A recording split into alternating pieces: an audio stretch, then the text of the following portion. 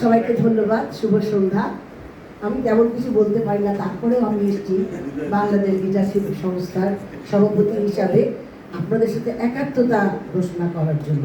কারণ এটা যে একটা মানে ভয়াবহ যে দুর্নীতি, এটা কিন্তু সামলের উপরে না ফেলে হবে, এবং এটা শুধু প্রতিবাদ আর এই কথা দিয়ে হবে না, এটাকে সংগ্রামের মাধ্যমে, প্রতিটা সংগ্রামে যোদ্ধারা অবশ্যই মানে যুদ্ধ করে তারা জয়ী হবে। আমারও বিশ্বাস এই সংগ্রামের মাধ্যমে আমরা অবশ্যই জয়ী হব। কারণ আমি 88 সালে গীতিকার হয়েছি, আমার বাচ্চারা তখন ছোট, আমি অনেক দুর্নীতি আমিও দেখেছি। হ্যাঁ, বাচ্চাকে দেন চেকটা কিন্তু আমাদের দিয়ে দিতে হবে, আমরা না নাচবেও না, চেকও দিতে পারবো না। হ্যাঁ, এরকম অনেক ধরনের, এবং সবচেয়ে বড় কথা যে শিল্পীদের যে মূল্যায়ন, যথাযথ একটা মর্যাদা, সেটা তো দেওয়াই হয় না, নাম কষ্টে সম্মানই দেয়, কিন্তু তার থেকে যে আবার 10% কেটে রাখে, এটাও কষ্টের একটা, এটাও আমাদেরকে বন্ধ করতে হবে। প্রচন্ড অপমান, শিল্পীদের তো সম্মানই না, এটা আমাদের অপমানই করা হয়। এবং এটা একটা সিন্ডিকেট বলবো কি, আমি তাদের একটা পরিবার, টেলিভিশন একটা গোটাকয়েক মানুষের পরিবার।